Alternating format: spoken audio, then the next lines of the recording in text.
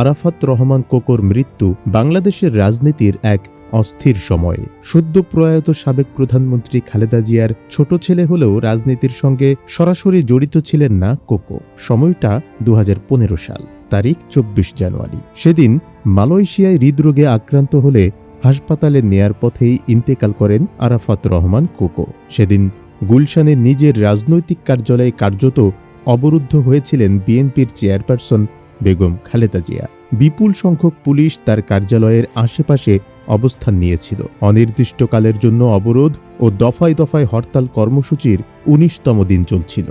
গেটের বাইরে পুলিশের তালা, নিরাপত্তাজনিত কারণে ভেতরে বিএনপির তালা, কার্যালয়ের সামনে অপেক্ষমান শত শত গণমাধ্যম কর্মী। সেদিন ঘটনাস্থলে উপস্থিত ছিলেন সিনিয়র সাংবাদিক আসাদুজ্জামান। সেদিন আসলে কি হয়েছিল চলুন জেনে নেই আসাদুজ্জামানের কাছ থেকে। তিনি বলছেন, বেগম খালেদা জিয়া গুলশান কার্যালয়ে অবরুদ্ধ হওয়ার পর প্রতিদিন 15 থেকে 16 ঘন্টা ওইখানেই থাকতে হতো আমাদের। ভেতরে ঢোকার সুযোগ ছিল না, রাস্তায় দাঁড়িয়ে থাকতাম সারাদিন। কার্যালয়ের মূল ফটক স্থায়ীভাবে বন্ধ করে দেয়া হয়েছিল। পকেট গেট দিয়ে খালেদা জিয়ার পরিবার পরিজন, আত্মীয় স্বজন এবং বিএনপির হাতে গোনা কয়েকজন শীর্ষ নেতা আসা যাওয়া করতেন। আমাদের কাজ ছিল তাদের সঙ্গে কথা বলে খালেদা জিয়ার সর্বশেষ অবস্থা সম্পর্কে জানা এবং মিডিয়ায় সেটা প্রচার করা। 2015 সালের 24 জানুয়ারি দুপুর 2:30টার দিকে হঠাৎ পকেট গেট খুলে গেল। ভেতর থেকে কেউ হয়তো বের হচ্ছেন এমনটি ভেবে আমরা এগিয়ে গেলাম। গেটে দায়িত্ব পালন করা কর্মীরা জানালেন বেগম খালেদা জিয়ার প্রেস সেক্রেটারি মারুফ কামাল খান সাংবাদিকদের সঙ্গে কথা বলবেন।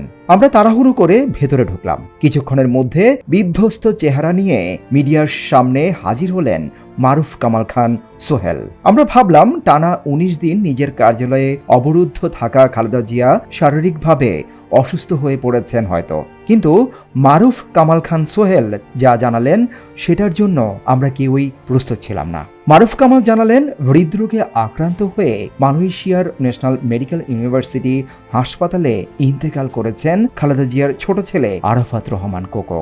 আমরা সবাই স্তব্ধ হয়ে গেলাম এমন সংবাদে। খবরটা শোনার পর মুহূর্তের মধ্যে শোকের ছায়া নেমে এলো গুলশান কার্যালয়ে। দীর্ঘদিন বিএনপি বিটে কাজ করা সাংবাদিকদের মধ্যেও ছড়িয়ে পড়ল সে শোক। পেশাগত দায়িত্বের জায়গা থেকে শোককে পাশে রেখে নিজ নিজ অফিসে দ্রুত নিউজ পাঠালাম আমরা। এর মধ্যেও আমরা জানার চেষ্টা করছিলাম খালেদা জিয়ার সর্বশেষ অবস্থা সম্পর্কে। তার ব্যক্তিগত সহকারী শামসুর রহমান শিমুল বিশ্বাস আমাদের জানালেন ছোট ছেলে আরাফাত রহমান কোকোকে হারিয়ে শোকে বিহ্বল হয়ে পড়েছেন বিএনপি চেয়ারপারসন খালেদা জিয়া। ঘটনার আকস্মিকতায় অনেকটাই ভেঙে পড়েছেন তিনি। পরে আমরা জানতে পেরেছিলাম খালেদা জিয়া দুঃসংবাদটি প্রথম শুনেছিলেন ছোট ভাইয়ের স্ত্রীর কাছ থেকে। খবরটি শোনার পর মানসিক আঘাতে নিস্তব্ধ হয়ে পড়েছিলেন তিনি। কোকোর মৃত্যুর খবর ছড়িয়ে পড়ার সঙ্গে সঙ্গে খালেদা জিয়ার আত্মীয় স্বজন এবং বিএনপির শীর্ষ নেতারা ছুটে আসেন গুলশান কার্যালয়ে। রাত 8:30টায় গুলশান কার্যালয়ে ছুটে আসেন তৎকালীন প্রধানমন্ত্রী শেখ হাসিনাও, কিন্তু তাকে ঢুকতে দেয়া হয়নি খালেদা জিয়ার কার্যালয়ে। গেট থেকে ফিরে যান তিনি। মৃত্যুর 3 দিন পর 2015 সালের 27 জানুয়ারি আরাফাত রহমান কোকোর মরদেহ ঢাকায় পৌঁছায়। বিমানবন্দর থেকে সোজা গুলশান কার্যালয়ে নিয়ে আসা হয় মরদেহ।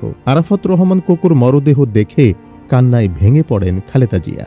ওই দিন বিকেল 5টায় বাইতুল মোকাররমে কোকোর জানাজা অনুষ্ঠিত হয়।